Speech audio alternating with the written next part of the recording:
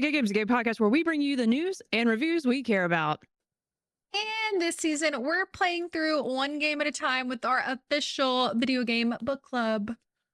Whether you're the type to 100% every side quest, or you're just here for the vibes and the story. easy mode or expert, you belong in this conversation. Glad to have you.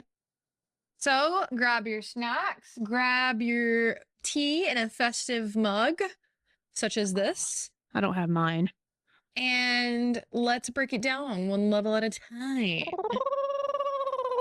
Oh, that's my pigeon sound. Feels good. Yeah. And if you're wondering whose beautiful pigeon voice that belongs to, that's me. It's Jerica, one of your hosts. And I am Kayla, your other host, and we are joined by our lovely, I never know exactly what we should call Josh. What did we say that last time? Co-producer? It's kind of fun. It's different every time, you know. Man with the plan. It's me. Steve. Steve. The Y to our X. Oh, wow, that's good. That's good. Yeah. Is that good? That's good. That's pretty good. Nice. Man with the beanie. Yeah, you know, I got this out for our RV stream and I haven't taken off since. Oh boy. That was so much fun, guys. Have you missed that one? Yeah, I can't wait. I don't think we did post clip. We need to clip that.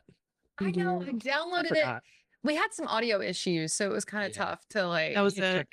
I need to check out. Anyway, there's something there though. There's something there. Shout out to our already active chat we got Coal Mines in the chat. We got Heroic Headgear who subscribed. Thank you, Heroic Headgear, for the sub. Woo! He said Robert Robertson, more like Riz Robertson with the way my homie been moving. That's so yes. Maybe you're Robert, not necessarily our Robert. Maybe our Robert is single and ready to mingle. Is that an option? I don't even know. Well, let's go ahead and get into our housekeeping. We got some fun things on the horizon. We are talking about Dispatch episodes 5 and 6 for this video game book club. We only have one episode left. 2 episodes of the game, 1 episode of our video game book club coverage. And I'm excited to talk through finale. I can't believe we're almost done. It feels like this just started. I don't know. Do you guys feel the same?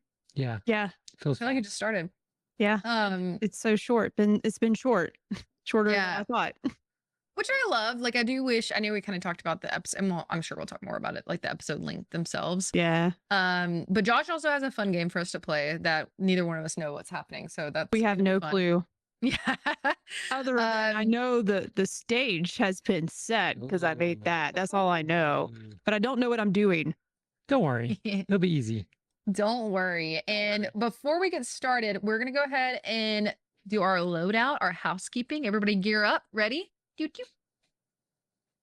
And if you don't already have the gear that you need to gear up, you can check it out on jkgamespodcast.com. Oh, I'm not wearing it today. I broke out my sweater because it's very cold where we are now. Yes. And I kind of want to, I don't have one of our hoodies. Don't we have a hoodie, Jerica? We have a crew. Yes. I got a hoodie. Wait, you do have one. I thought, no, you got a long sleeve. I have the hoodie. Yeah. I like a good crew neck typically. I'm not normally a hoodie girl, but it's nice when it's really cold to like put the hood Keeps your neck warm, you know? Like it does. I can sort of do this with it. Heroic Headgear says, I'm going to need a season 2 in under a year, please. Yes. I don't know if you saw the devs, one of the creators was, or someone, one of the creators was on a podcast like today or yesterday. They asked him about that. I think it was vague. It was like, were kind of funny. It was like, oh, well, we'll see, you know. They didn't commit, non-committal, but it's not a no. Aaron Paul did confirm that like if they did, he would go as long as they want. Yeah. He wants to keep doing it. So he's in multiple seasons. He's in. Yeah, I'm really excited to see how we end and what's on the horizon. But before we do that, again, go to jkgamespodcast.com for all of your merch needs. Additionally, we have a lot of fun things coming up this week, including tomorrow. You can catch Spotlight Games, a part of the Dido universe, going over the latest and greatest in video game news, specifically the state of play that's happening tomorrow. Did you guys see there's state of play tomorrow? Yeah. Covering Japanese games. Is that right? It seems like it. That's I don't know if it was like fully confirmed, but yeah, it seems like it based on who's hosting. It's new. It's a new type of state of play. We haven't had one like this before. So and randomly, then Nintendo's like, you know, we're doing one too. So now that we also have the Nintendo Direct on Wednesday for the Super Mario Galaxy movie. So coincidence? I don't think so. Yeah. Very interesting. Well, you can catch the full breakdown of that on Spotlight Games tomorrow at 8 p.m. EST. And then also in our Dido universe, you can check. There's going to be an embargo review dropping tomorrow on Dido. If you're listening to this in the future, then it's probably already there. But you can go find out what it is at Drop It Drop Out Pod on all platforms. You're also going to get on Thursday Jake, Patrick, and Jordan going over the Game Awards predictions, specifically the announcement predictions. And then also Friday, myself, Josh, and Jerica are going to be playing Black Ops 7, and it's a community game night, so you guys can join us. We're going to be on the Dido Twitch, so catch us right over there. Probably a little bit later than our usual, around like 9:30, 10-ish at night. But you guys can play with us. Apparently it's launch day for one, which is super cool. It's on Game Pass. And also you can play with very large parties. So if you guys want to play with us, Heroic Edgar said, I'll begrudgingly play Call of Duty for this. Shout out to you. I've been low on my magnesium intake, so give me that COD. Whoa. That just happened right now. Whoa. It's magnesium, right? That was a hang up on that. I don't know. I think it's omega-3 fatty acids, but hey, I got what you, it's okay. Is it not magnesium? I don't know my vitamins. Just know that was where I was. Omega 3. Yeah. That's what I meant to say. That's really funny. Last thing we have on Saturday, our very own sweet boy Cognitive Clips is going to be dropping a very exciting video essay talking about the whole story so far with Metroid, which I'm really excited to watch because I know nothing about Metroid and I would like to be informed by the biggest fan that I know, which is Jordan. And he's going to be prepping us for some Prime 4 Beyond. So that's coming up really soon. Beyond. Lots of fun things. Something else we can talk about, because we actually haven't announced it anywhere, but I was reading through the embargo details and we can talk about it. Oh, yeah. Yeah. Actually, me and Kayla, it's through Drop and Drop Out, but we are doing a little first impressions / review of Anno 117 Pax Romana, which is the new Ubisoft game that comes out on Thursday, I believe, but we have access to it now, so we're in the middle of that. So stay tuned. We don't have we'll have some kind of first impression before or on the launch day or like before that. Yeah, very fun, very exciting, lots of cool things. But Josh is going to take us through a game that I'm very excited for. If he's prepared, I can stall if you're not prepared. I'm ready. But I'm very excited to see what he has pitched. We have a very special overlay that Jerica has made. There's lots of fun things. Look, we're testing this. This was a little bit fast turnaround on this because the idea was like last night. Today, Jerica's like, I'm gonna get this going. So here we go. I think we need like a little musical stinger from next time. Here. Okay, here we go. Introducing. We don't know what to call it too, but for now, introducing JK Games Live, which is kind of already what this is. So we'll come up with it. We'll workshop. put a pin in that. We can change it. So we're gonna do a little try to do a little game, a little icebreaker, just get things going before we get into the topic tonight. Definitely for our live studio audience, you could participate as well as give us feedback on this. There might be slightly different. It's not gonna be the same exact game every week, but if you're just listening to this, is a great. Don't worry, you're not missing too much except for the beautiful scene that Jerica's made. But you can play along too with the game because this is a kind of audio-based thing, so no problem.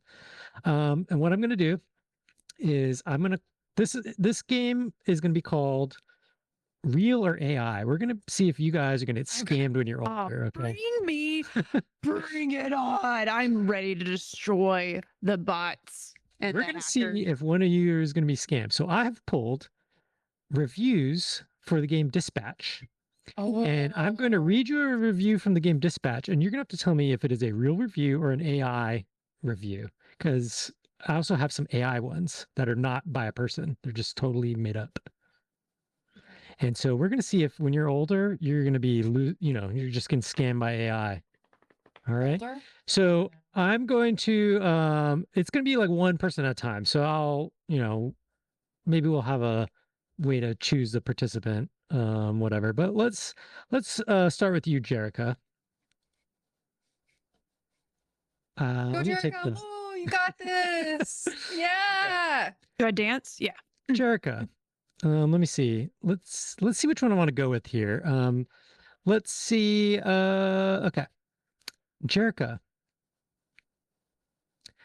you must tell us if this dispatch review is real or AI. Here we go. Game so good that while playing, I forgot I was frying nuggets and set off the fire alarm. Absolute must play here. AI. All right. What do you think, Kayla? You can from the peanut gallery over there. I think it's real. This is a real review made by Where were the nuggets? Were there nuggets in this game? I think they meant there in real life, Oh shit. But, I didn't think about it like that. I was like thinking they're fried nuggets. I'm like, that's not in the game. This is AI. They just thought there were nuggets in this game. All right, Kayla, let's go to you. I'm in the Kayla, is this dispatch review real or AI? Game crashes when you try to assign 2 heroes at once if you alt-tab. Lost the save in episode 2 and devs haven't responded. Cute writing, but buggy management ruins the flow. Refund if you're picky. AI, because this game is perfect and has no bugs. What? This is AI. You're right. AI wrote that. Let's go. You got it. Yeah, you got it. We definitely need some kind of music for this to make it like exciting, So we'll open up for next week. So silent. When I lose every time. I think we need some sound effects. I need. We need like the like buzzers. We need some kind of like little maybe like a live audience sound. That'd be fun. Like like a laugh track. That'd be fun. Yeah, let's get a laugh track. Yeah. Oh, can we commission the laugh track from the members of Dido and like play it? Like all of us like really good idea. Yeah.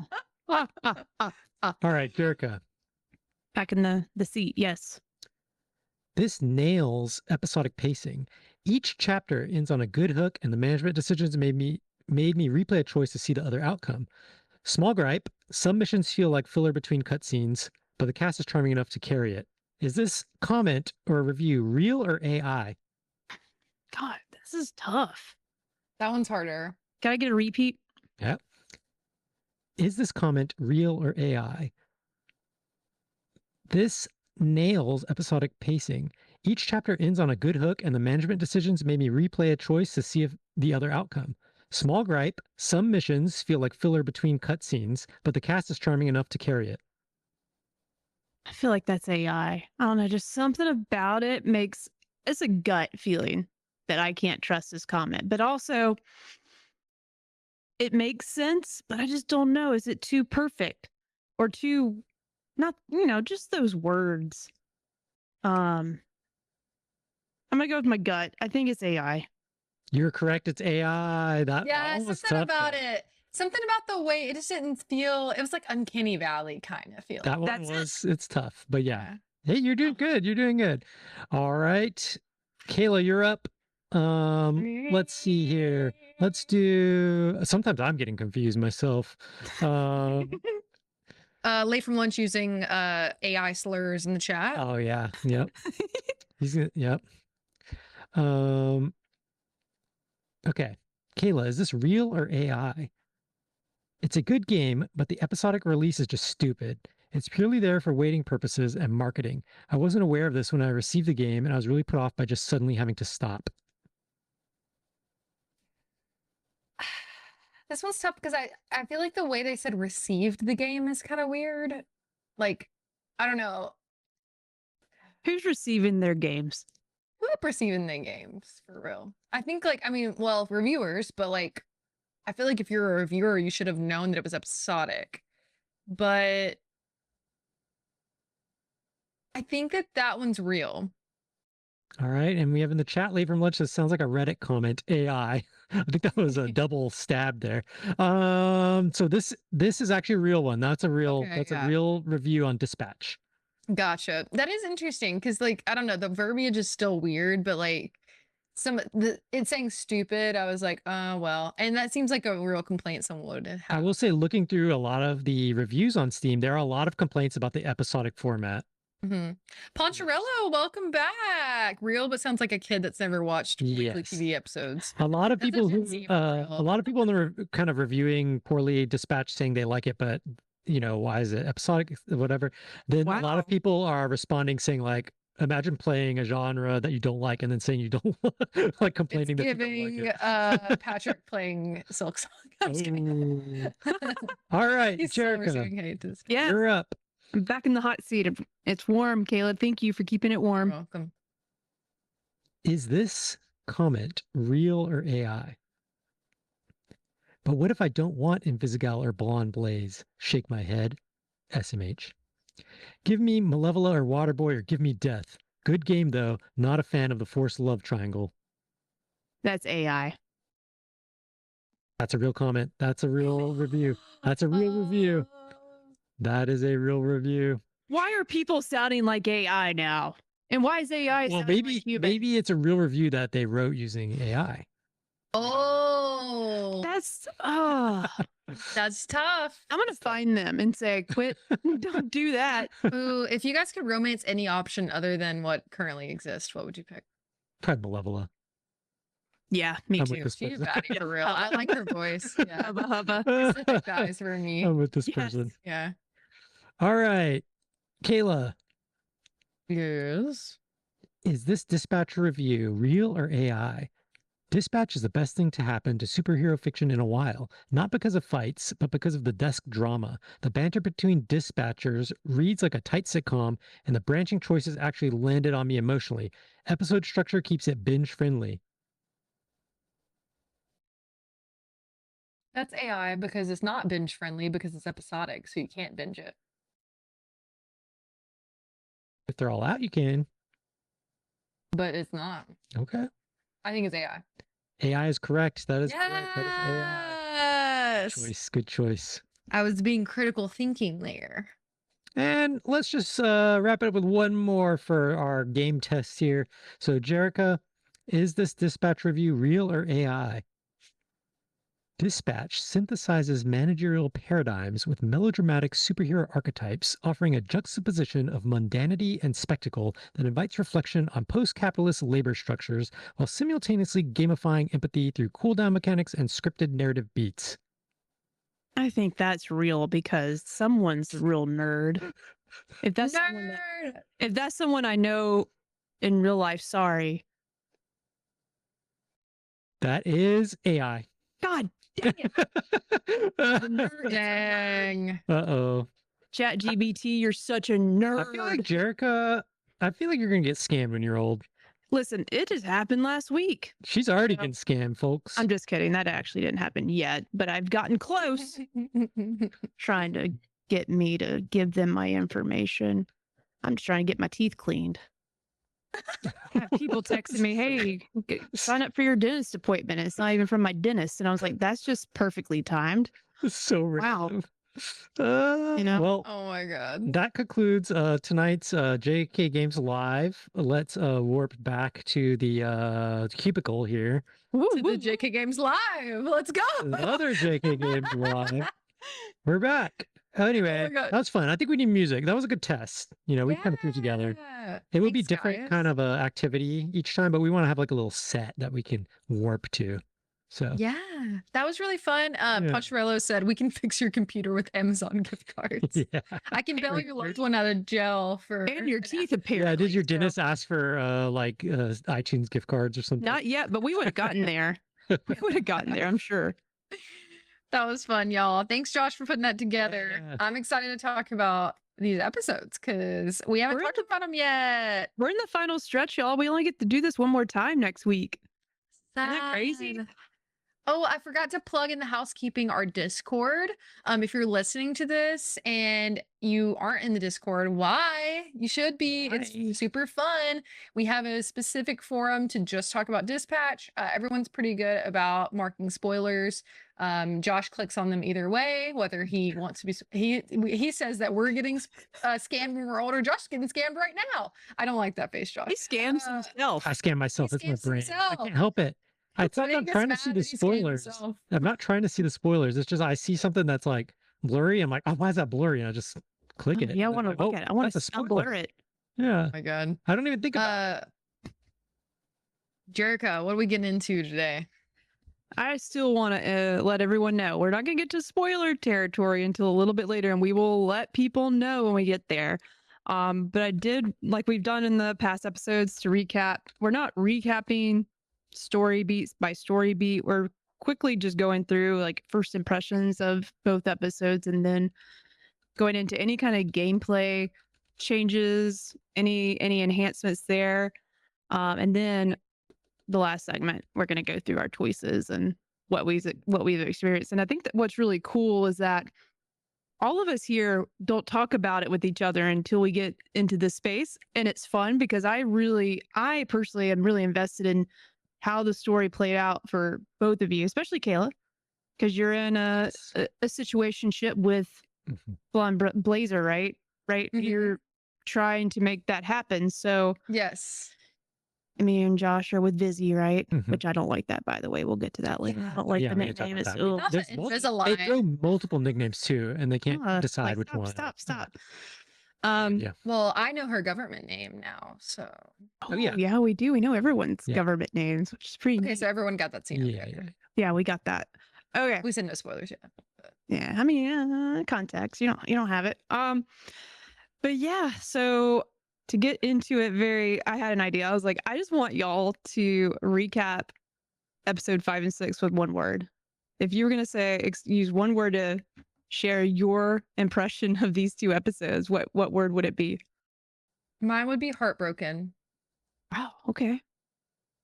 Josh. My one word. Heart. Josh is not a one word guy. No, it's not. Right. It's one. Hyphen. We're putting it together. Okay. It's one word. You can hyphen something. I don't know how grammar works, so you can do that with me. My one word. Then mine would have been emotional damage.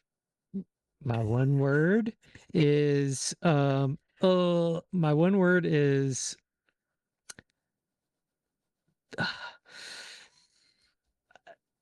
I can't think of one word. Is it a sound? It could just be a sound.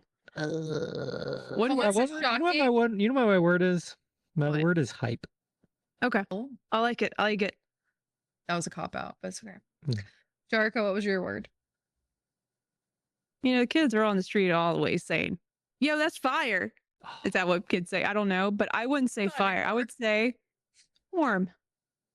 Interesting. I'm warm. It made me feel warm. Your butter is warm. Slightly room temperature. Not melted. See, now we're adding words. I want that to be sorry. Interpretation. Okay. That's fair, yeah. What do I mean by that? Don't know. Don't know. Find out, I guess. Coal mines in the chats, one word is shocking. Shocking. Yeah. Okay.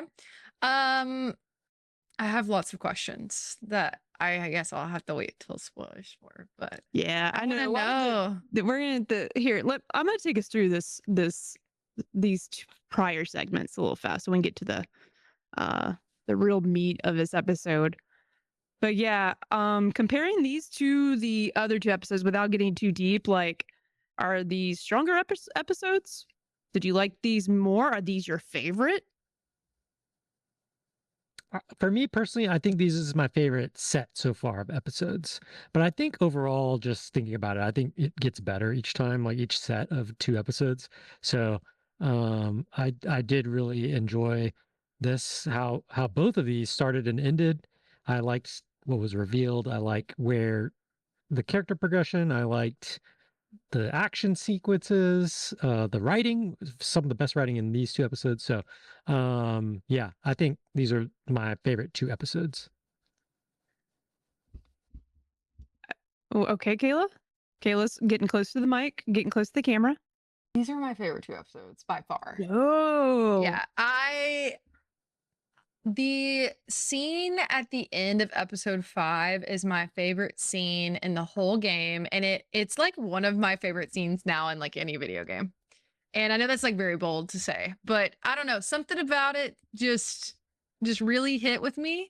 I don't know why. Like I don't know what exactly it is. Like we can definitely talk about it later in more context, but I think like the strongest like the strongest accolade in this game for me so far is the writing and the way that the narrative is woven through the like cutscenes. And I think that they do it so well. They have the correct amount for, I think, this type of game, the correct amount of engagement with the game. And it is incredible. Like no notes. Definitely my favorite so far. I sort of felt the opposite for these 2 episodes, y'all. It's so interesting. I can't wait to hear why. I didn't like the pacing. It felt very rushed all of a sudden. Oh, rushed. Interesting. Yeah, and we were jumping into situations I'd never seen these characters in, which I know it's almost got the arcane effect on me because like there's just so much story to tell, and they're like, I guess let me back up with saying this. Like, I feel like I feel like we should have had some of these scenes maybe a little bit sooner, like episode 2, maybe. But you wouldn't have. I understand you don't have this kind of relationship with your team yet. That had to be sort of, spaced out too. But like, I don't know. I guess being off the clock without getting too deep with your team, all of a sudden was a little bit of I got whiplash from that. In both episodes, really. In both episodes, yeah. I understand. Yeah. Here's the deal. Y'all read books all the time, critique stories. Yeah. I trust your opinion. No one's opinion is incorrect here. For me, it felt like, I had whiplash and I was like, this is happening too soon. And this last thing that just happened came out of left field for me. Ooh. So, I do have, we'll discuss that. The decisions I was making. No, yeah, I think when we get to that, I have a lot of thoughts. A lot of thoughts. And I added this in here, like, as far as like feeling more connected to the team. Both episodes, you're just off the clock and you're in different types of interactions with these characters for the first time. You're seeing them off the monitor screen and in IRL, like you are face to face with these people. And you don't really get a lot of that until these 2 episodes where you're like in the same room. I know we had like the boardroom meeting or whatever, like last week. Was that last week or the week before last? I don't remember. But that was like the one time I feel like, other than like the break room situation, that you saw characters like in the same space as you. So like, I guess maybe it was just overwhelming for me as a player to be in the room with all of them at once in multiple scenarios. So we've never done that before.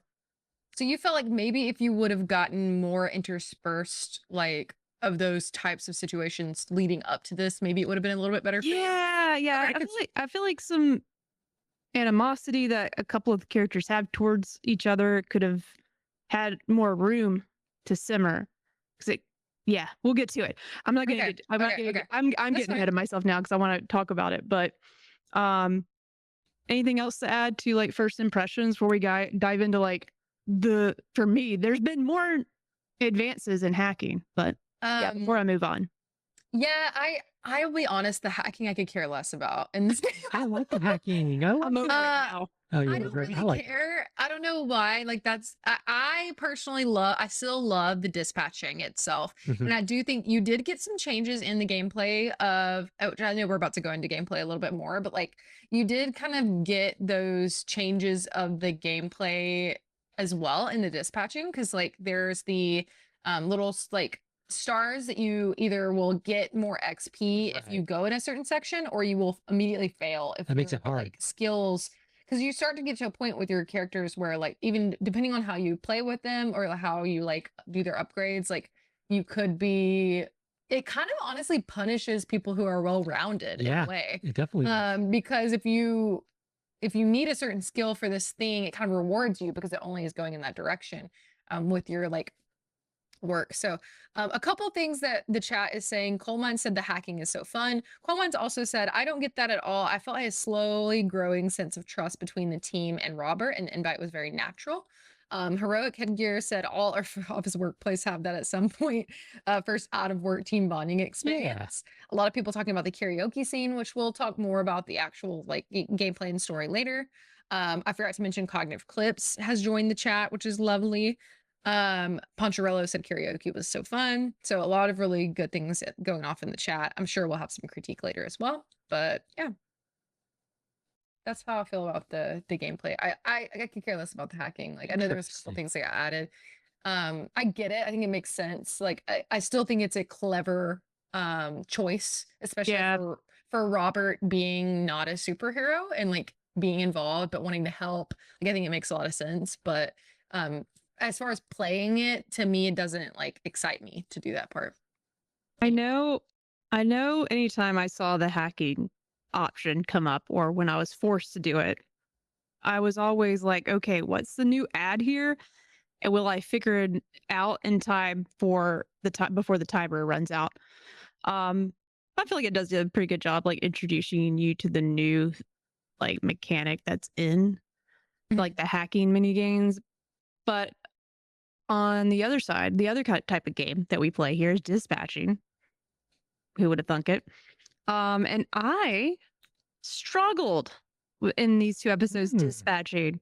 Like I was having trouble. Oh God. Okay. So, everybody's like, really? Yeah, interesting. Like, no, it's okay. Yeah, let me finish. Like I was having a tough time like staying caught up. And I don't know about y'all because I keep forgetting to bring this up. Like I'm playing on PS5. So like I have a hard time like using the controller and going back and forth on the map to get to these events that need help fast enough. So I imagine on the computer you're able to click on them, like you would a dispatcher.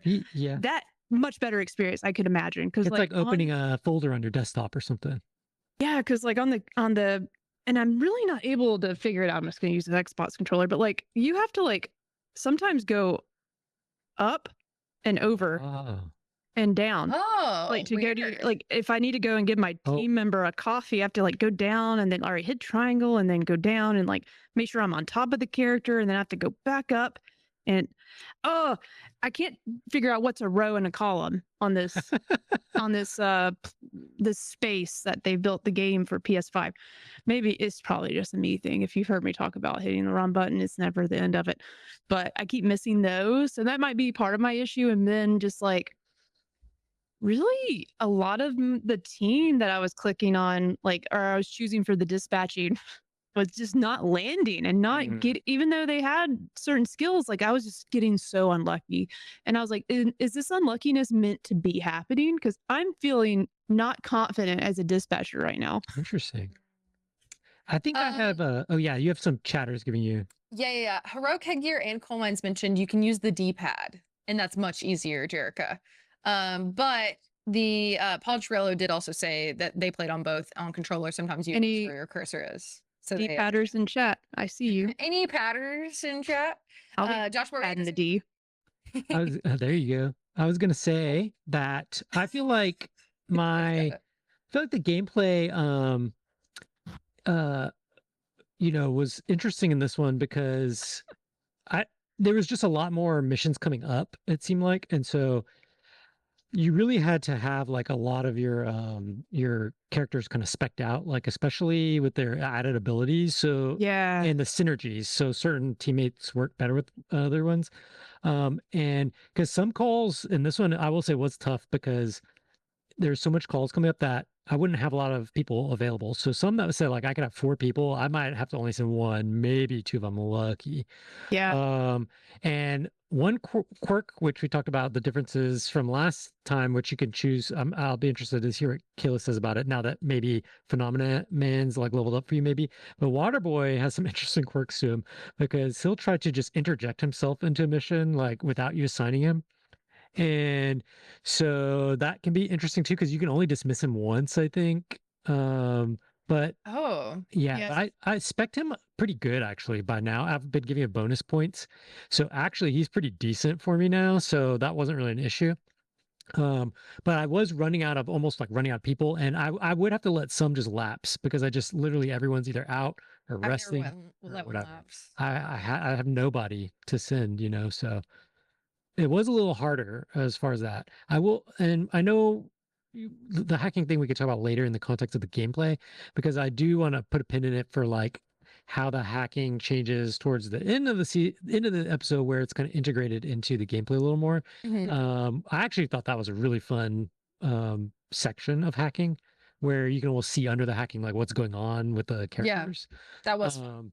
So I really enjoyed how the gameplay kind of ramped up and changed. Like Kayla mentioned, the different stats, how you almost couldn't be too good. That did kind of narrow your hero choices even further. So I'm already like having only maybe 1 or 2 people available, but then it's like, oh, this thing, if they're too much punch, you can't, you'll fail or something. Which So makes sense for the context of the missions too, which I love. It'd be like, because I like how they'd be like, oh, we really want somebody to come help this kid at this like presentation, but he can't be an asshole. Like, yeah. you know what I mean? So like that would be really But fun. it's funny because I've done some unexpected things with some of my characters. Like Punch Up, I had as very charismatic. So sometimes I actually send him to be the people person, which is hilarious. That's to me. fun. Yeah, he's and not a good idea. One of the reason I did that is actually from episode 1, because in the bar scene, when you first meet them, before you know who they are, he's actually this kind of like big personality and kind of getting everyone out of trouble, actually. And so I was like, I'm going to give him charisma because he seems like he's just, everyone likes him. Prism is my charisma, which is funny because she's very like snappy and quippy, but like I don't know, I feel like she could talk her way out. It makes sense too because she's like a pop star, Yeah, I expect her the same way for that because I was like, oh, this lady is a performer. Yeah, she knows what to do. She's on TikTok. She knows how to talk to the younger crowd. So I started off with her heavy in charisma. I started moving her into intelligence as well because I just had a lack of intelligence. All my guys are kind of like, ooh. So I have her in Sonar into intelligence. Me too. Same. Okay. Sonar is my intelligence guy. We need to talk about this more in depth. Yeah. Sure. Like I'm so curious, like maybe all mine says so much charisma. Yeah. Maybe at the end of like the next episode, we'll just see where everyone lands and that's a good idea. What their strengths are. This would be a good clip. So I'm telling you some behind the scenes. Ranking all of the members would be fun. Like to who we like the most of the least. I love Flame Bay right now. I actually do too. So funny.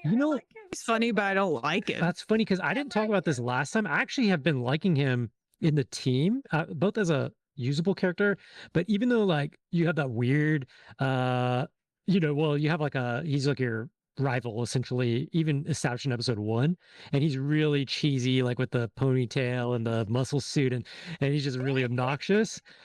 But for some reason, I kind of like how he interacts with people. And what's funny is I give him pretty high punch, but I actually also give him some charisma. So it's hilarious because I send him to like schools and stuff, and it's so funny. That's funny. Yeah, I didn't send him nowhere near no kids. It's so funny. Oh, go ahead. Go ahead, Kayla. No, I was gonna say I send like Gollum. He's my like nice guy, I guess, which is funny because he's huge. But anyways, Jerica, what were you saying? Speaking of Flame Bay, I can go ahead and start. If y'all are cool with it, I'm ready to dive into this story because you brought him up in the beginning of episode 5. I was immediately thrown off by how serious this was because correct me if I'm wrong, it's Robert. He's working out. By the way, spoiler alert, I'm getting into it. Robert, he's working out. He's like having memories of fighting Flame Bay, right? Is that what was happening? So we get a flashback like pretty early in the end the episode. Yes. That's what he's thinking about, that fight with him, right? Yes. And I thought that was so not cool.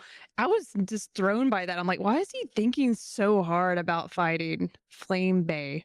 Because he's just a so unserious character to me. I'm like, why is this such a serious moment for a character that is just comedic relief, honestly? It was just a weird setup. I was expecting him to have memories of like his dad, get some really like deeper, like why Robert is the way he is, but instead he's thinking about a fight with Flame Bay, which I get is maybe because he's like concerned about the team and how eventually they're gonna know that he's Mecha Man. But I don't know. It was just a weird scene that immediately got me on like, that's strange. Okay, whatever. But I don't know if y'all thought the same way or if I'm the only one. I was like, this is just way too serious. I personally also shout out Blaster Goblin here for the streak, but hasn't played Dispatch. Please hope you're not listening because we're hell yeah. spoilers. Oh, he's the I goblin. forgot to plug the video. Yeah, plug your video with him. Oh yes. Well, it's a perfect time. Little side note. Me and Blaster Goblin.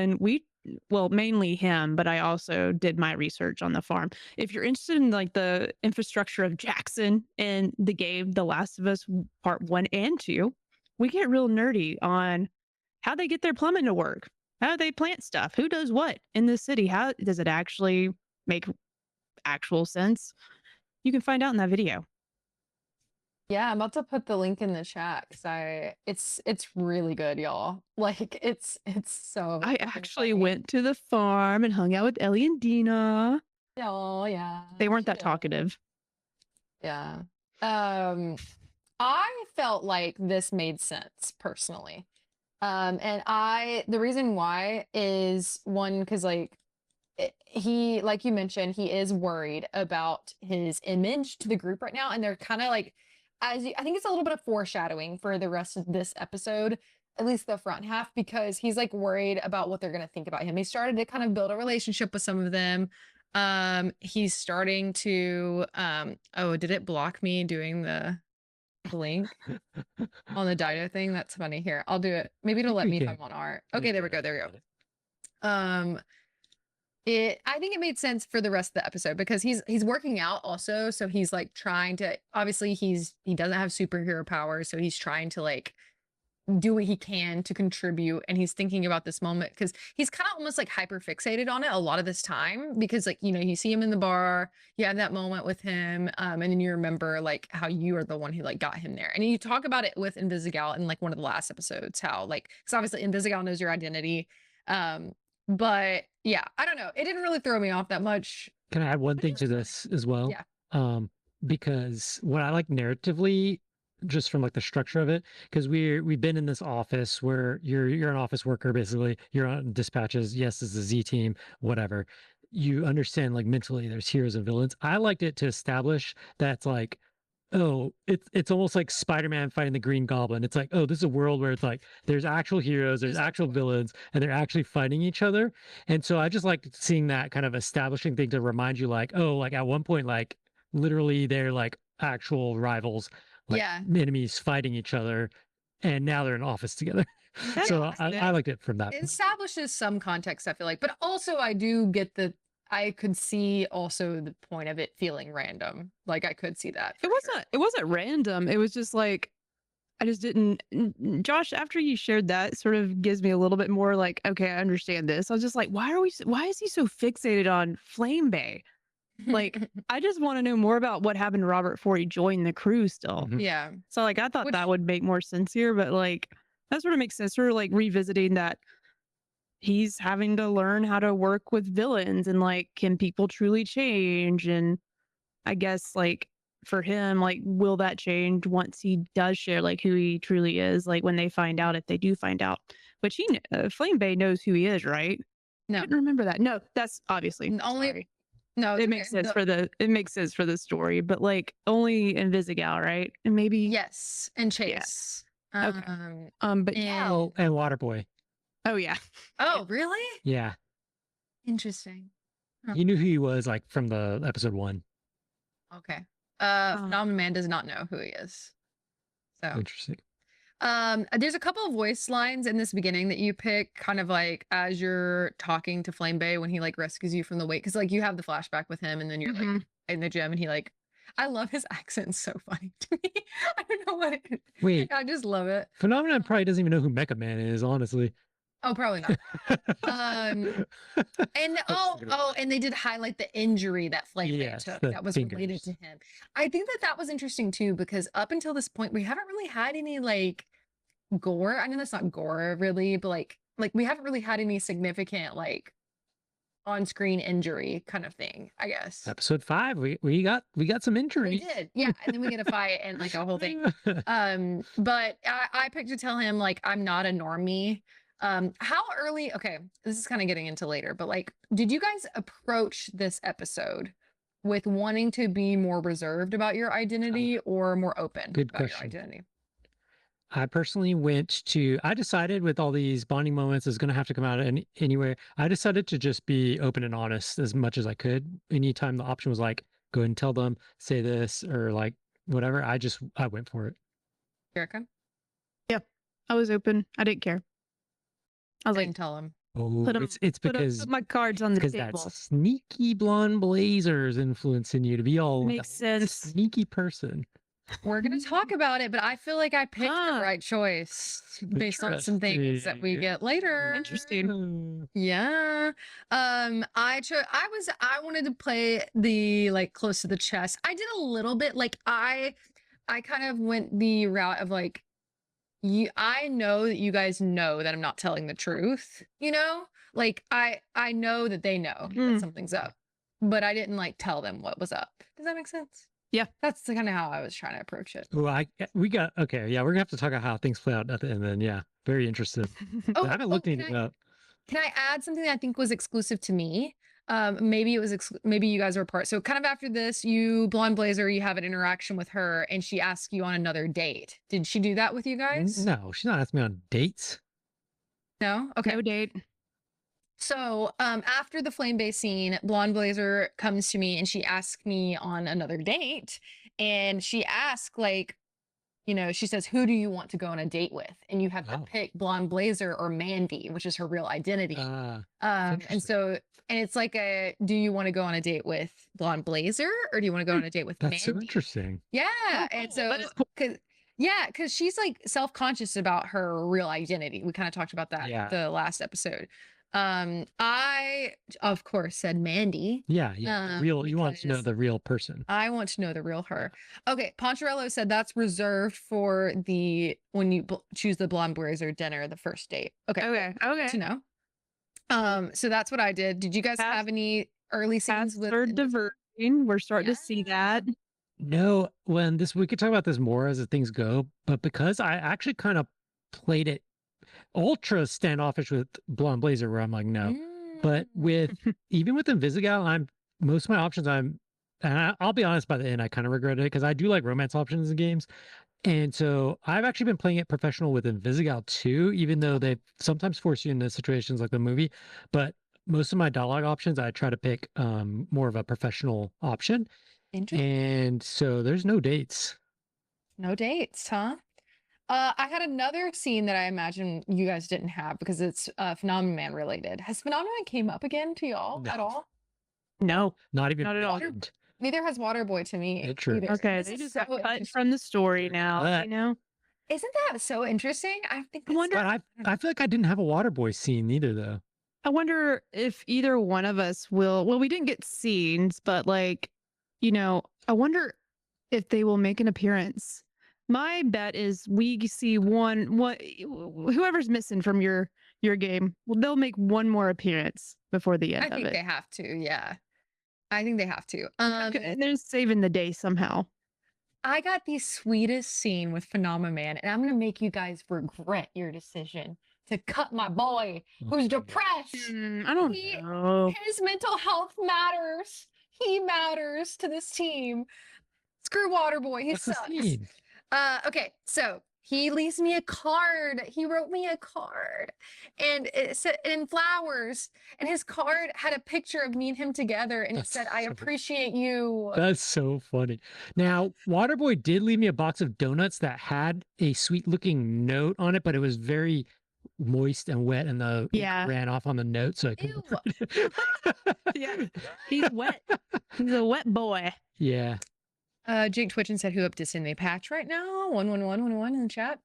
Yeah, so I thought that scene was really sweet, and it was like a handwritten card, and it was like kids' handwriting. It was really funny. Coal Mines is correct. You got the Waterboy scene last time. You didn't get a Phenomenon Man. Okay. Yeah. Gotcha. Anyways, sorry, I didn't mean to take over there for a second, but I figured you guys didn't get those scenes, so I wanted to make sure I mentioned them. We didn't get that. That's very interesting. Yeah, no, I didn't go to any dates. Now, are you trying to romance Invisible Girl more, Jerica? Yeah, but I don't remember anything like super. No. next level happening. You know, it didn't seem like it progressed. Yeah. I wonder if that's because of her like pretty significant involvement later in the story regardless. I wonder. That's where I'm curious where our paths diverge, because I feel like what happens with her later is like a big part of the plot for all of us. But okay. Unfortunately, no option to do another date. We didn't have time. We're going story beat to story beat. This thing moves real fast in these 2 episodes, in my opinion. Didn't have time. I will say we didn't actually go on the date. Me and Blonde. You didn't go? No. We we talked about it. Like it was like she asked and we had like a conversation, but it got busy and like we didn't actually go. That makes sense, because I was like, how did your gameplay would have been longer? Because like I was like, there's no date that got squished into my game. So okay, that makes sense. What did you guys say to Chase when he asked what would you kill Shroud? Oh, I said I didn't know or something. I guess I was in a bad mood. I said I'd kill him. Ooh. I also chose the option to not, like, I wasn't sure if I would or not. I need more information.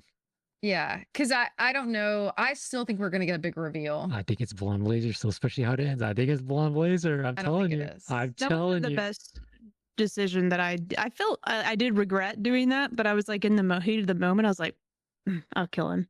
Because I feel like, you know, it was right after he was like working out, right? Maybe. I can't remember. It just seemed like a thing he might say at that point. So I don't know. Yeah. I do like the scene with Prism where she throws the plate at Robert and says she didn't have a dad. Like, I don't know what it was. Like she was like, oh, like, are you upset because you lost your dad? She's like, well, I didn't have a dad. And like, I just love her voice lines so much. That was when they're all together in the little That was really funny. And I really liked the scene when you're dispatching where you lose power. What did you guys think? That was cool. That was fun. That was a nice little added a surprise gameplay element too. Yeah, you had to like hack to restore the power and stuff. Yeah, and like they can't see, and like I just really liked. It was very immersive for me when we were like, you were like dispatching, and then just like, and I think it feels very like, you know, you're in the office like for real. So I might ask, did we stop the plane? I tried so hard, but I only had one person that could fly. I did. I tried to catch it on the ground. You could catch it on the ground? There was an option for me that was like, try to catch it in the sky or something, or try to like, I think I used Malevola to like open a portal or something to like have it like land or something like that. What the heck? Yeah. There was a ground and a sky option. I picked the sky option, and if you have Phenomenon, you have 2 flying. That's what it is. I was like, what can Water Boy do for you? Nothing. He can't fly. Wet. Yeah, slid to the runway. That's what Water Boy can do for you, make you wet. But I do wish he could also fly. That would have been nice. That would be nice. I didn't stop the plane. Oh, and then also they all teased me about going on a date with Blonde Blazer, and they know that I'm going on How did they know? How did they know? I don't know actually. I think that they were doing something in the office. Like I think they talked about the date in the office. Okay. But yeah, so they're all like teasing him on the like radio, like, oh, you know. And then we have the bar scene. Let's talk about it. Let's talk about the bar scene. It's my favorite. How do you feel about this scene? I know Jerica kind of gave us her like. This is what I'm saying about this, which I love. First of all, I love Prism's part. Oh my gosh. Oh, that was great. That was entertaining. Oh my gosh. But okay, the bar scene. What I liked about this, it was, well, actually, I don't know if we're going to show it. Well, I don't know. It probably doesn't matter. It's kind of graphic, but you know, whatever. The bar scene was, I love how it was presented. Not just like, I mean, obviously it's like, okay, it's a bar fight, but the fact that it's like, they're basically drunk and it's aftermath and they're getting like 3 a.m. tacos or whatever. And this is where the quick time events actually work really well for me because it'll be like, you know, you have to take a sip from the straw or something. And I love, so normally like already it's so brilliant how it's cutting between this 3 of them. They're already beat up or whatever. And then it's basically just cutting between them being beat up and then them beating up people in the bar, like back and forth. But the way that the QuickTime elements just create this like dramatic pause, and you can kind of let it sit there for a second, where it's like, okay, he's about to sip from the straw. And then you're like, ooh, and you could just let it kind of hang for tension. And then you could just like drag that. And then boom, it cuts like this scene where like, they're pulling someone's eyeball out or something, and so I love the kind of the narrative way that is handled within the game, because it already works pretty well just as like if you were to just watch it like a movie. That's the complaint people have, right? This is just like watching a movie. But I love giving you that little bit of interaction where you can kind of move to the between scenes. And then the scenes themselves are just so good, well thought out, and like I said, the prism stuff is just so good. I Cool love Mind it. said temporarily blind, you blind forever, bitch. That was I just love because they're all fighting. They're like ripping limbs off. They're doing all this crazy stuff, and she's literally just having like a concert, and it's so good. Oh my god! I will. Oh, go ahead. Go ahead. No, you go, Jerica. I was just gonna riff. No, you keep riffing because I want to say where this had a missed opportunity. Oh, I just thought this was so clever. Like I think in a game that you have set up in this way, like this was absolutely a perfect way to tie together the gameplay elements and the quick time and the narrative. And this just made me feel so close to the team. And like having the tacos, because at first, like you kind of see the beginning of this fight. He's waiting outside. I just saw and you cut VOD. Waiting outside. Yeah, and you just cut and you see them all. Something about just seeing them all beat up together and like the way that they all interact in the fight. I just loved everything about this scene. Like I will think about this like a lot. Like I loved everything that they did here.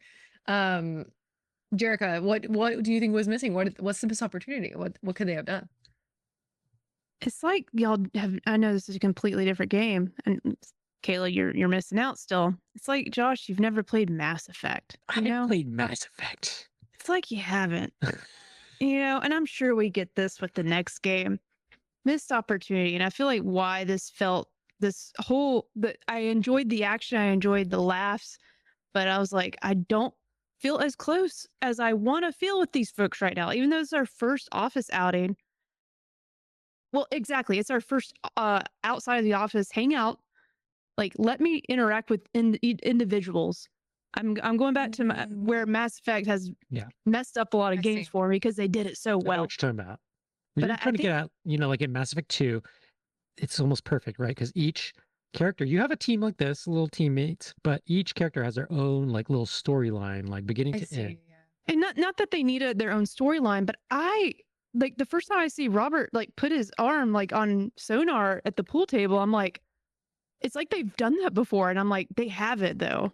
So like I think all I would need from this moment to feel, and I'm just bitching and moaning. I know it's great. It's a great game, but God, I think it could have elevated my connection with all the characters if I could just, in this setting, be able to go up to either one of them and have a conversation, at least one. I would take it because you know what they do force the Invisigal stuff right from the very start. They kind of pick one person out to be like, here's your one-on-one kind of person. But yeah, it would be fun to have the chance to either pick someone or to have like another opportunity, to and really they could have done it with Waterboy or Phenomenon, I guess, even. Yeah. Or just to have a spectrum of like relationship status with people, I think. Yeah, love good relationship status. Why Mass Effect works so well is because you develop these relationships with these characters, and when you do have to make a choice, it's way more tough to make a choice if you're in deep with a certain character.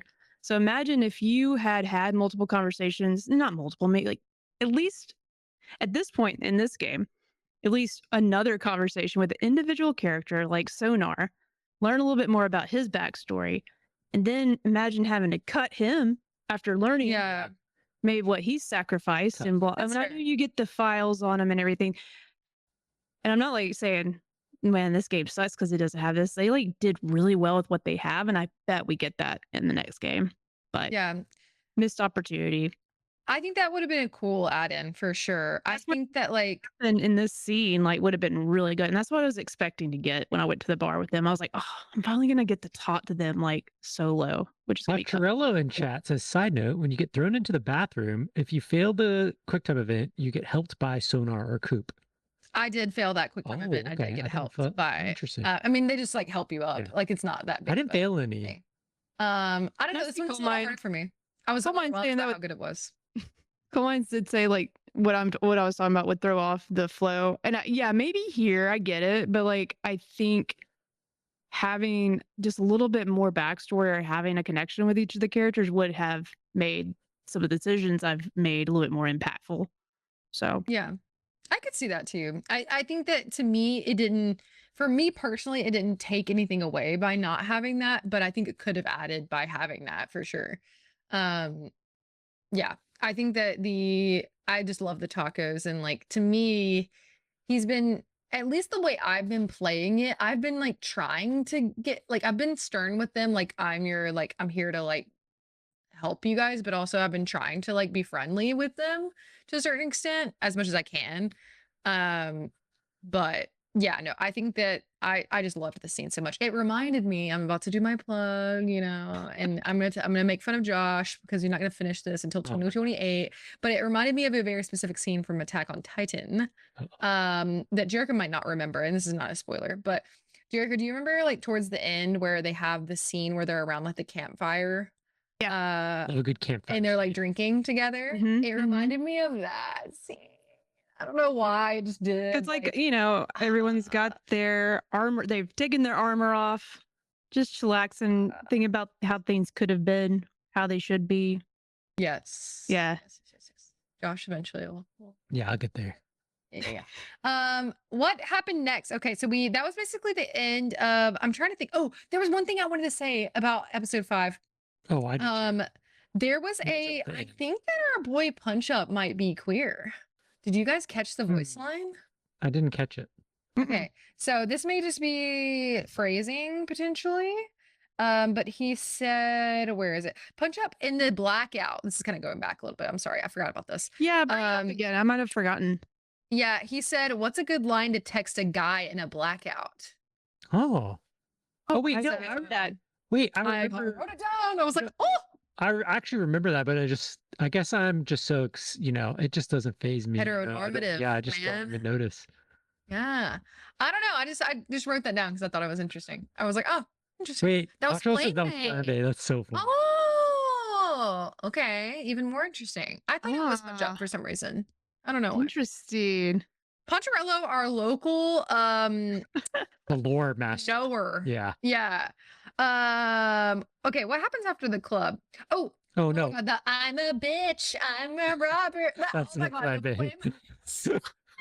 his song. It was so good. And that's what was playing in the end credits, y'all. That was so funny. I think I just don't like Flame-based character. Not.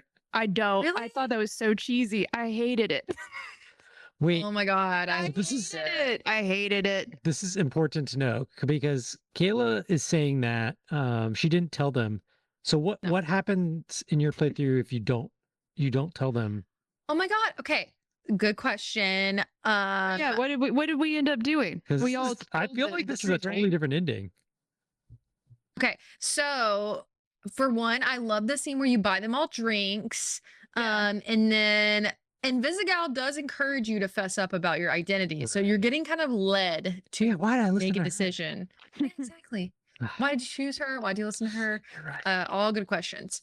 That was kind of before the last fight scene. Jerica gulping and giving us the real my bad. I'm out of water. They ask you to say, it's like a very intentional scene of like you say I'm Robert or I'm Mecha Man. I chose I'm Robert. Did you guys both choose Mecha Man? No, I chose I'm Mecha Man. I'm Robert. No, I said I'm Robert. You said that too, Jerica? Yes. Oh. Okay, so I love this moment. This is part of why I loved this episode so much. But like it's a beautiful moment of everyone saying who they really are. They all go through their names. They say, I'm Courtney. Invisigal's name's Courtney. Did you not get that, Josh? No, we got that. Yeah, I got all that. See, So they just, I mean, that's just what I got. That was all. No, there's a huge thing that happens for me. Yeah. Big drama. No. Okay, so I say I'm Mecha Man, right? Yeah. And some people, they're like excited about the $900 or whatever. But Flambe, he instantly tries to kill you. Oh yeah, no. Wait, does that happen to you? No. No. Okay, so yeah, wait, but you said how come he's trying to kill you? Because you didn't tell him you were Mecha Man. He tried to kill me, and then he like, Really? stormed off. Yeah, so he tries to kill you. Gollum gets in between, so he's trying to full on Yes, just Gollum roast you. saved me. Gollum Yeah. jumps in front of you and takes all the heat, the fire, and then everyone's just like, "Oh my gosh, what's going on?"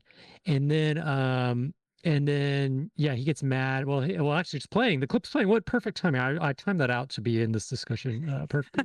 But basically, he tries to blast you. Gollum gets in the middle, in between, and he's just so mad, and he basically is just he flies away like Superman on fire. No, this didn't happen to me. I'm confused He on how it zoomed away it like didn't. a little bitch. That's funny. And I love him. then in episode 6, Ugh. he's not at work. He's gone off your team. He's not on the roster all He's day. gone off your team. I think he's there for me. Yeah, he would be because you didn't tell him. That's so interesting. But I did, but no, I did. yeah, I'm so confused why you got maybe you picked the wrong thing or something. I don't know. Flame Bay knows he's Mecha Man. No, he doesn't. Why do I keep saying that? I feel like I think you picked the wrong thing or something. I swear to God. I don't know. No, I told them I was Robert. Like, I will go back. Yeah, go back in your choices eventually and check. I did. No, I promise you I did. Oh yeah, and then 100%. Waterboy steps up. Yeah, because Gollum. Yeah, it's funny. Gollum is like blocking the fire. He's like, and then he kind of like stops, but then Waterboy like shoots him in the back of the head with water. That's funny.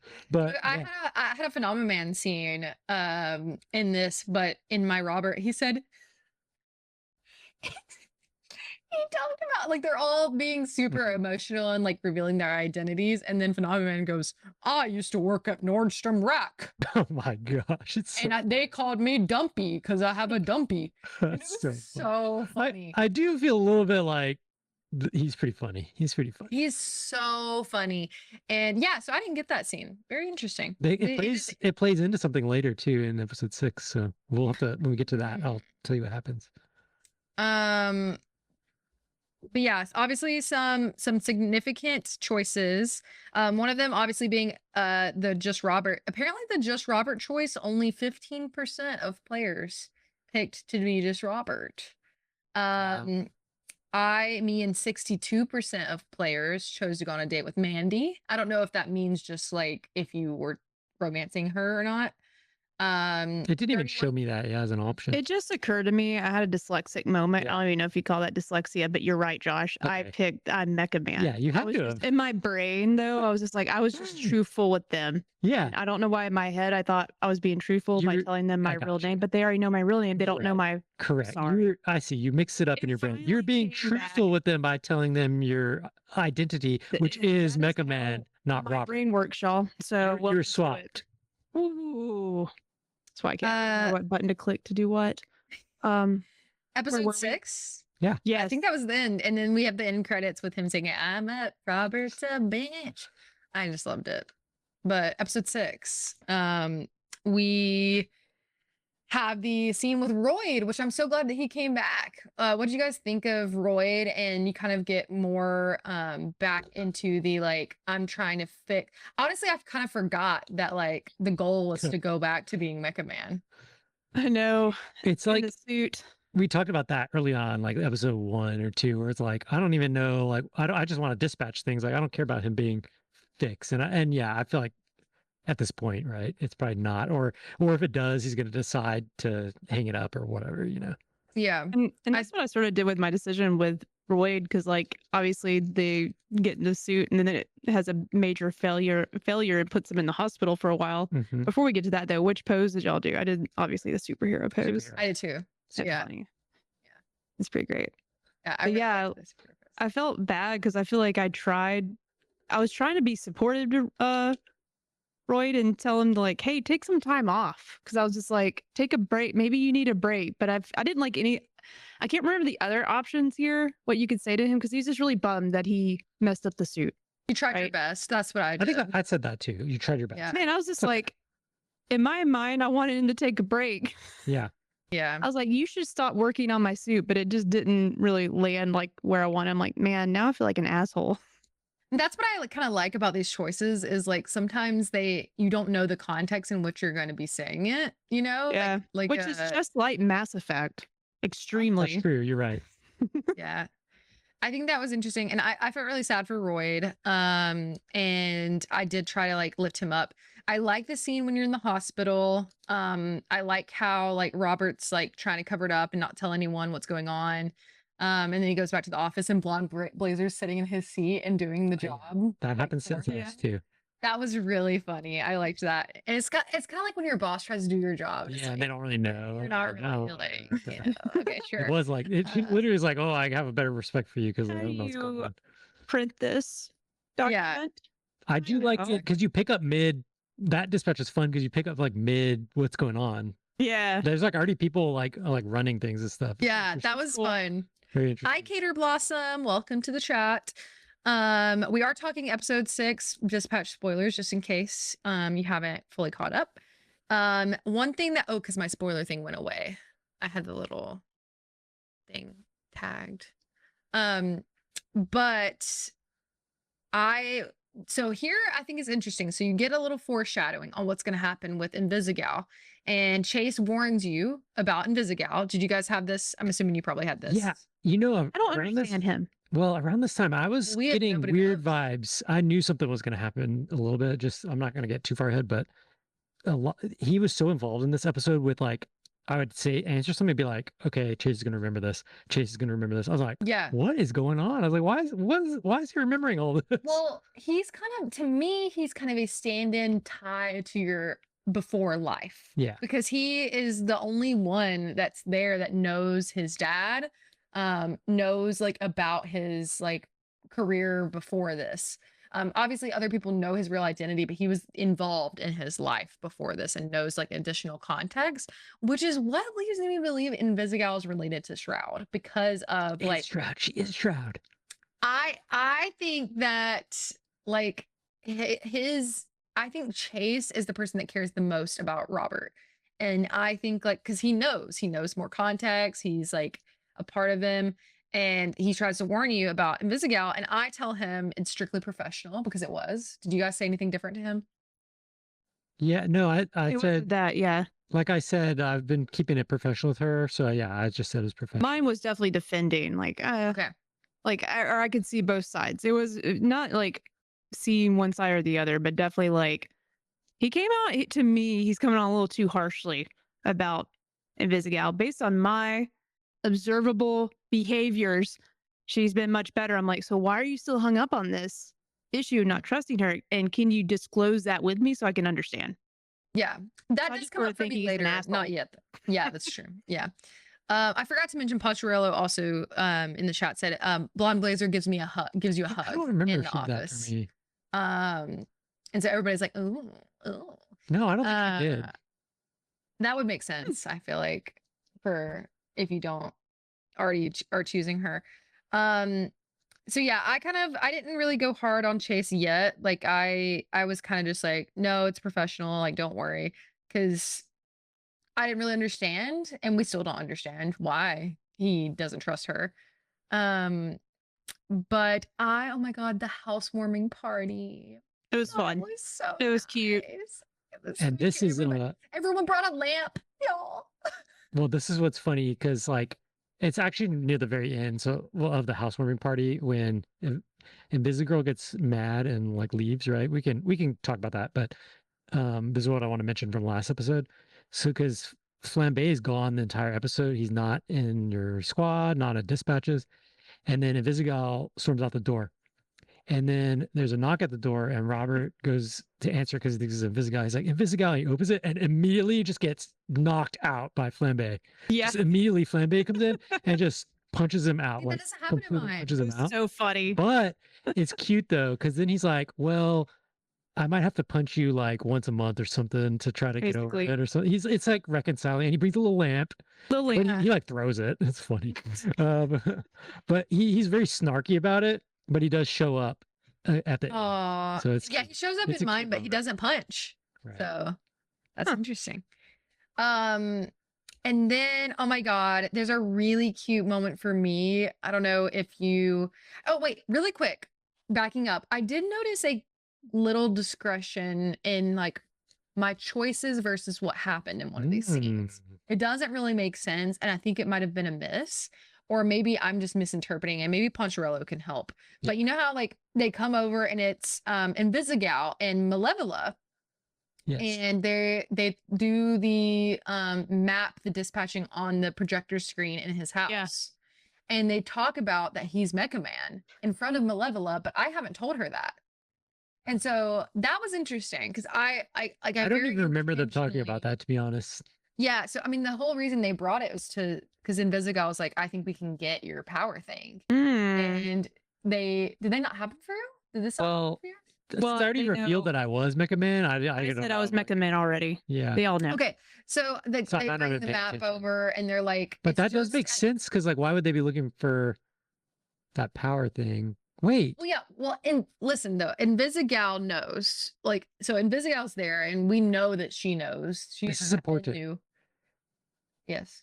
I forgot about something because you wouldn't have seen this. This is actually totally different. At the beginning of the episode, when he's gonna try the machine again with Royd, they're all in the waiting room, like anxiously seeing like if it's gonna You're work. right. Yeah.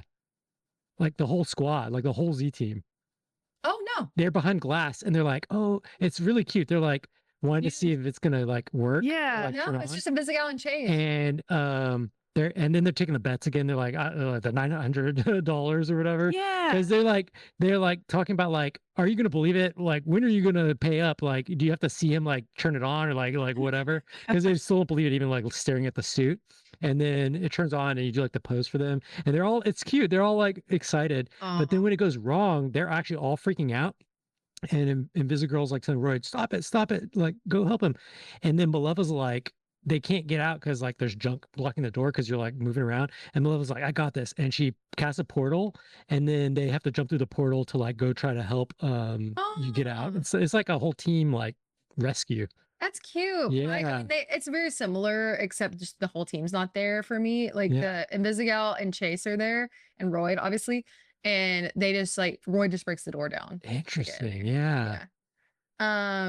I like how we kind of have these couple differences. Yeah. Marshmallow did clarify that they kind of play it off with Malevola. They said that they brought her there to talk about the yachties. That's which so is funny. Well, that just made me think like I was working my way backwards because then the whole plot of this episode is trying to get the power cell for Mecha Man, but how do they explain it for you then? No. Because like in ours, they're just all like, okay, we're helping Robert. Like Robert's Mecha Man, we're helping Robert. So in yours, they're just like, we're just gonna help Mecha Man. Like, how does that work? No. Because I mean, nobody's really there yet. It's just Malevola and Invisigal when they're doing the whole plan and like deciding if they're gonna go yet. Wow, it's like a whole thing. It's like a whole thing. Interesting. Wait, maybe not. Maybe they later, because there's the little kind of argument between Invisigal of like, no. Yeah, that's what I meant. They just tell them it's something different. They're like, I think it's strictly talking about the astral pulse, which isn't necessarily. I guess so. Maybe they don't really. Maybe a lot of them don't really understand that. They just know that like there's a bunch of like people. The little party montage. It reminded me of like Life is Strange or Bloom and Rage. Yeah, me too. Yeah. Yeah, it really did. It's just like everyone's hanging out, a little montage. It was so good. I like this too. Is my cam quality still good? I think so. Yeah. Oh, yeah. If you're looking in the other thing, sometimes it doesn't. Okay. It's fine in the stream. Okay, cool. Yes, the radio song is so good. I need to look up the soundtrack. Can we listen to the soundtrack? Is it like is the OST like out? I do like it. I like the synth. It's like very synthy, like vintage synthy stuff. Yeah. I like it a lot. Jerica, one thing we said and that Josh said that I totally agree with is that the kind of like party housewarming scene reminds him of Life is Strange. Yes. Like just the dancing around and Bloom and Rage when the girls have like a little party like that too. Yeah. I love a good dance. Little montage. Yes. I love montage. And you just see people hanging around, like no words. Doing their thing, having a good time. Okay. And then what did you guys do when Mecha Man, oh wait, I forgot about this part. I had a scene too where Mecha Man and Blazer hug Robert at the same time. It's like a little threesome. They go on either side of Robert and like hug him. Because we don't have. Wait, who? Blonde Blazer and who? Oh no, sorry, Phenomena Man, not Mecha Man. Well, no. Phenomena Man and Blazer like hug him on either side. 3 of them. Yeah, like a sandwich. Like, all hug. Oh, I see. They're all friends now. It's all I see. well. Well, Phenomena is just not in the game at all. So yeah, he's just not there. We haven't heard out of it. He hasn't even like chimed in or like. I've been funny if he like popped up on one of the dispatches. He like does kind of. He's in the psych ward because you guys hate him. No, he actually is. In some of the dispatch, I forgot about this. In some of the dispatches, they're like, "There's a guy that kind of looks like Phenomena, like crashing out over here." That now, and you have to like go like stop or like clean up after him and stuff. He's just going around town like crashing out. Yeah, that's sad. Hello, Inladder, welcome. Oh wait, Poncherello made a good point. Phenomenon says he's making love to them both because he doesn't understand. He says his love making is hugging. That's so really funny. It's funny. Okay, so what angle did you guys go with Invisigal? Because Invisigal is obviously very trigger happy. She wants to like go right then to take advantage of the like getting the astral pulse because there's all these people that are after it. Did you guys say that you wanted to make a plan first, or did you say you wanted to like go ahead and go in? I said, let's make a plan. I also did. And I actually was like, that one was a hard one to click because I was like, just trying to be a little more like level with it, even though I didn't want to like get a negative thing with her necessarily, but I'm also not trying to be like just on her side all the time. And I just thought there's no way like we could do this like right this second. Yeah. I did too. I also said make a plan because like I've been more apprehensive with her anyway. Like it felt like it made the most sense to me. And then immediately you get like the Chase being super aggressive towards her and like he did not like that, but I guess he was drinking. So maybe the drunk acting was pretty good too. Yeah, it was. Yeah, I don't know if y'all been in a heated argument with some drunk friends, but it felt realistic. Because you could tell it's like he does mean it, but also it's like something he would normally not say to her face, and even just like the slur of him talking. Yeah. I thought you meant slur like he called her a slur. No. He's like, well, they do. This is one thing they do call her like 4 different names. They call her Vizzy. Oh yeah, I hated that. Something else. I don't know. Forget it. I hated Vizzy so much. I was like, ew. Stop, y'all. Invisalign. Invisalign. That's a good one. Someone should make that joke in there. Right. Yeah. Roll. Right. Matthew Mercer. Okay. I also did that. And then I was thrown off by how aggressive he was being. But to me, I was concerned because I'm like, he is being this way for a reason. And we don't know why why he's being like that. Like, I don't think it's just like, I don't think it's just like, oh, she was a villain and like, I'm worried because you're getting close to her. Like, it seems like so much more than that. And like, both of you read that. I didn't really read it that way, but yeah, both of you read it like that. What? Like that there's more info or like that you just don't have all that makes sense for how he's sounding so dramatic about it. Like he could say that about all villains. I was trying to give him some benefit of the doubt here where maybe this dialogue makes sense for this character, but he just doesn't like her. I also think oh no, go ahead, Jerica. I'm sorry. No, you're done. No. Go. Oh, I was just gonna read Poncherello's thing when it says, if you choose I am Robert, the reveal of Mecha Man is here. So that's where it happens right here. It hits differently. What does Flambe do? He does punch you here. So you get punched no matter what. I think so, yeah. Or he walks out. He either punches you or walks out. Well, see, he's walking back in at this point for us. Well, I was letting you go because not your fault. You know how my brain works. I literally just forgot where I thought was going. Of course. So never mind. Oh man, I'm so sorry. You were mad about Chase, and like you said that Josh said that he didn't think it was anything more. Yeah, it felt so. It's to build the story, and I see why, but I'm just like, this once again would have benefited from some sidebar conversations once off, and it doesn't have to be this long thing, but just like. Take a break from the screen. Let's talk to Chase. What does he have to say? Like 2 cents. But like, Yeah, I think it's just the fact that we only have so many episodes, and this is jam packed. We have a lot of characters. It's a tough story to land and keep engaging every week. Like I am impressed that this game is as good as it is. So I'm not gonna hate on it anymore. But I was just like, I don't like this coming from you, Chase. It don't make any sense. Yeah. I'm confusing myself because Poncherello said Flame Bay wasn't at the party yet when the reveal happens, and I didn't remember that. So maybe I'm misremembering how he finds out. He does show up with the lamp, but he didn't delay coming because he was mad at Robert. But he does find out at some point. Okay. And yeah, I just think like to me, the reaction is more intense than it would be if it was just, oh, this person used to be a villain and you're getting close to them kind of thing. So I think we're in for more. Yeah, I hope so, because like it just seems like that whole argument, this whole narrative for Chase, with Invisigal is just like when we get to it at the end here, what happens next? Maybe that was just to put us at that moment for redemption for that character. If y'all had the same ending that I did. Well, if you fast forward a little, just a tiny bit, the next scene, Chase is outside, and it's like later in the night. I felt like that kind of explained it a little bit. I thought maybe not, as far as like, because they kind of address it, because he kind of is finally is like, what is your deal? You know, like what's going on? I mean, yeah, like I don't remember any specifics from that conversation, but once again, memory of a goldfish. Yeah. I think that there's also, yes, Poncherello, that did happen. That's right. He goes, "What's up?" when he opens the door, and he goes, "Oh, you know, like the little fry." Yeah. And like it's really fun. And it's just, oh my god, I love it. Nope, he's mad at me. But like it's resolved. Yeah. And okay, so then basically Invisigal punches Chase in the middle of the party.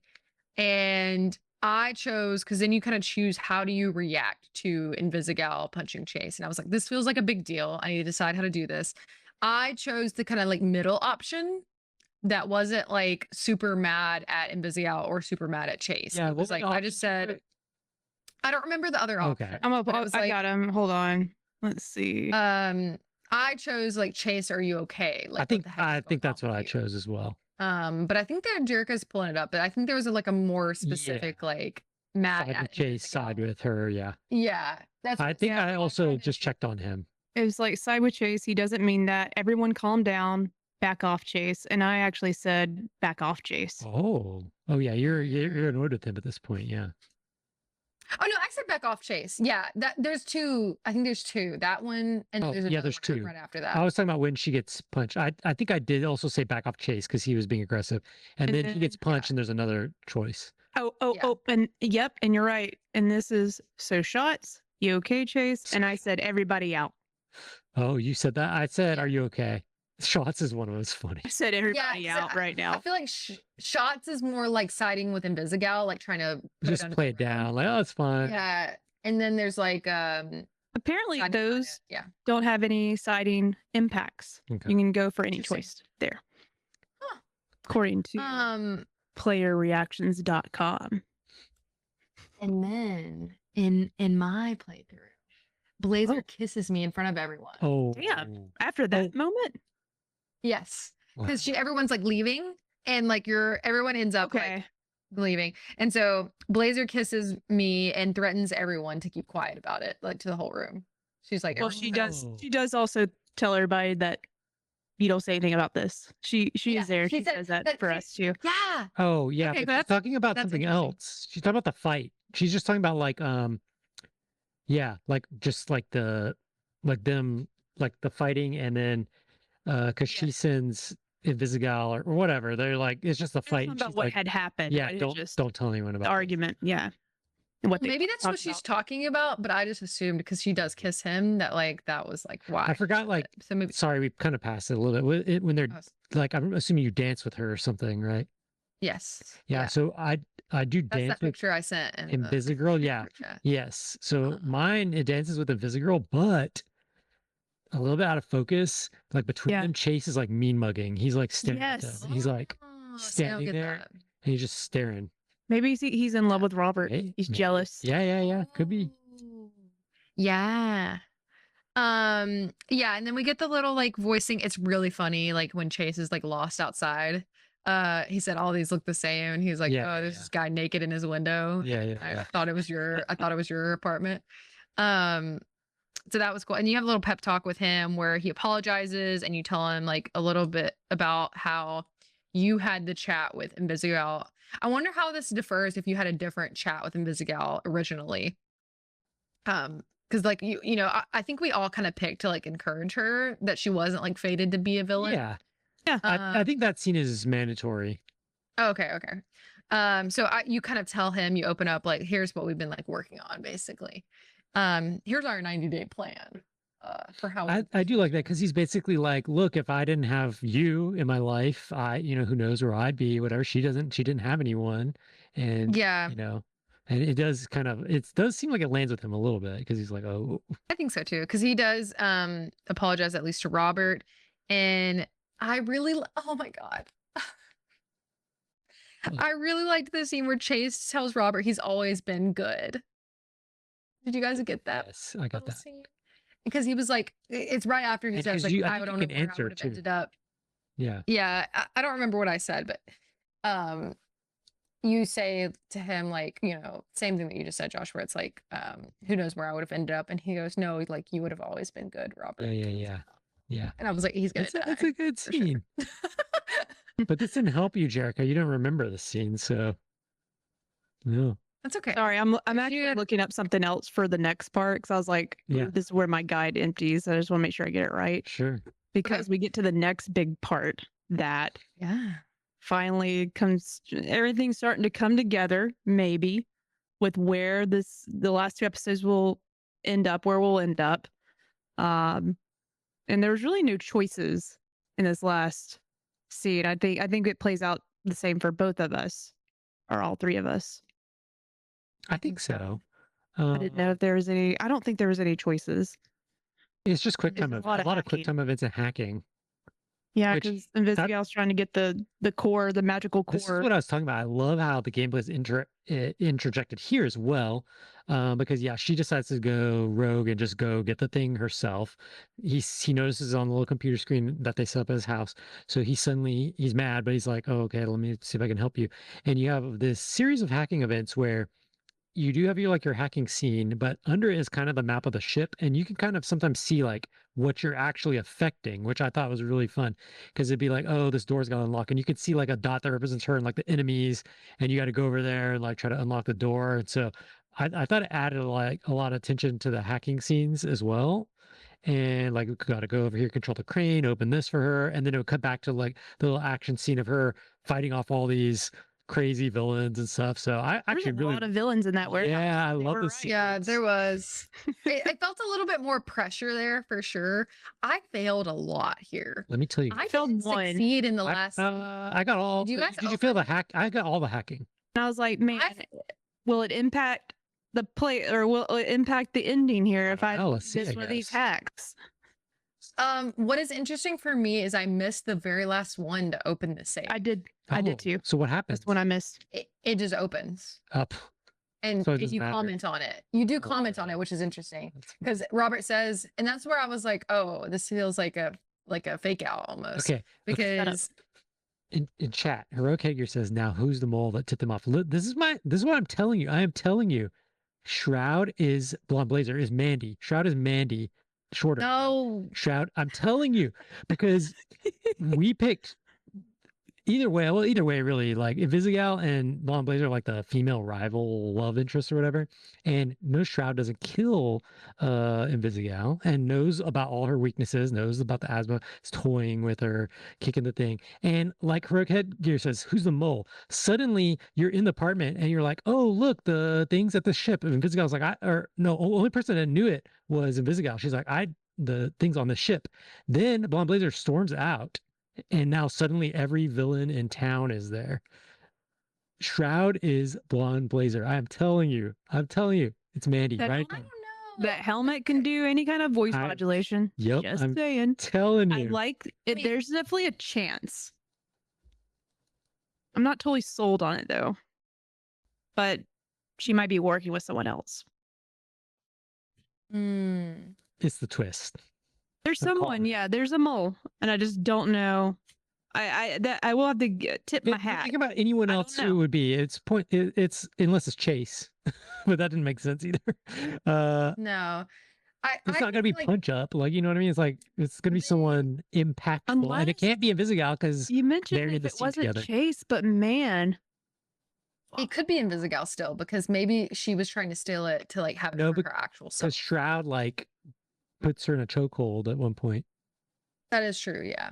I mean, it could be. you know, you mentioned Chase. I know it's probably not him. Yeah. I mean, he's a little old man now, and I guess rest in peace. We don't know. We don't know this. We don't know for sure. But King could still be alive.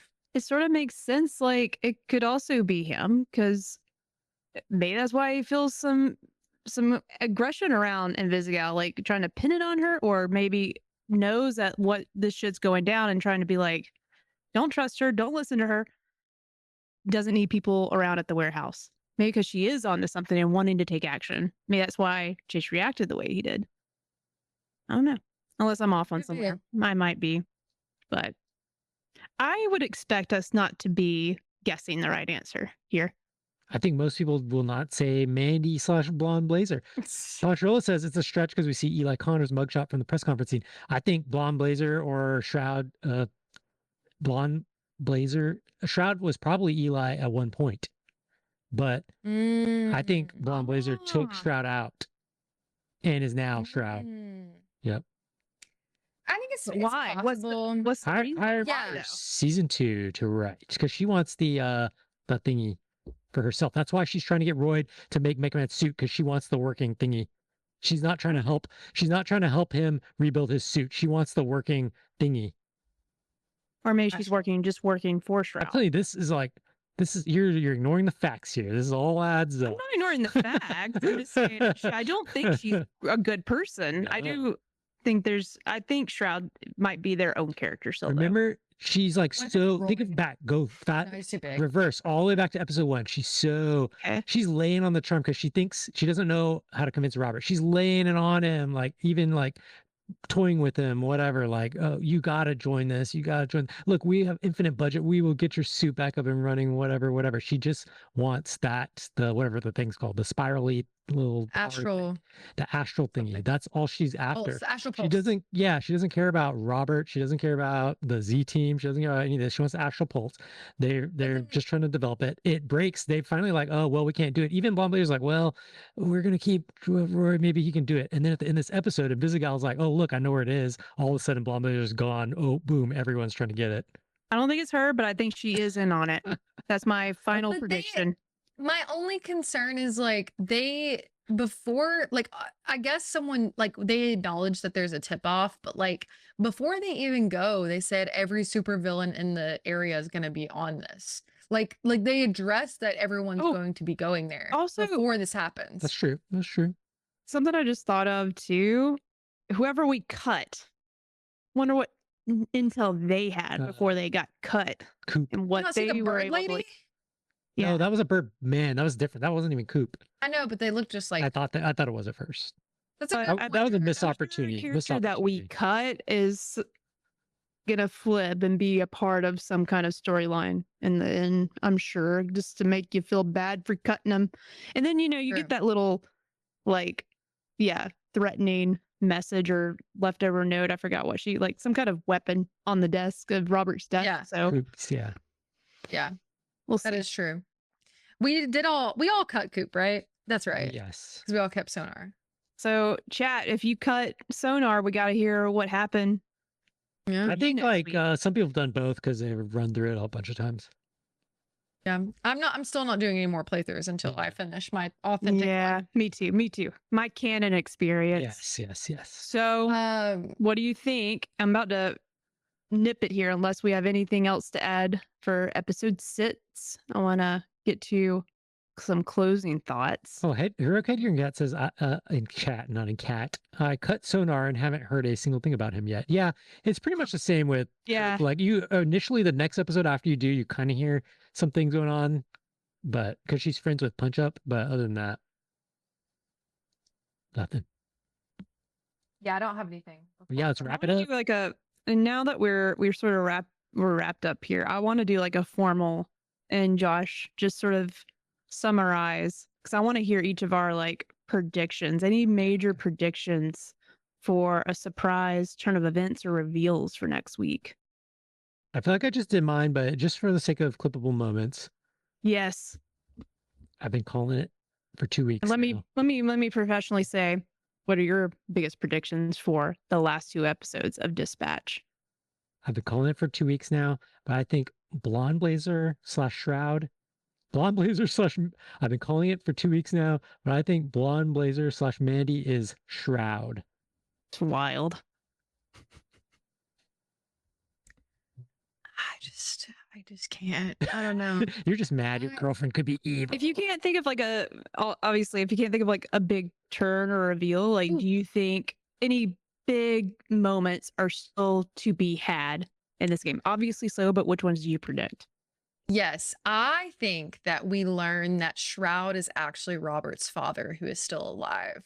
That's what I think happens at the end of this episode. And I'm going to be the one to say, I think Shroud is Shroud. Like the streamer? Not the streamer. Good clarifying question. But Shroud is their own character in this universe. And I do think, after hearing Josh's pitch, Blonde Blazer is definitely involved somehow. Is the depressed boyfriend also there? Phenomenon man. Could be.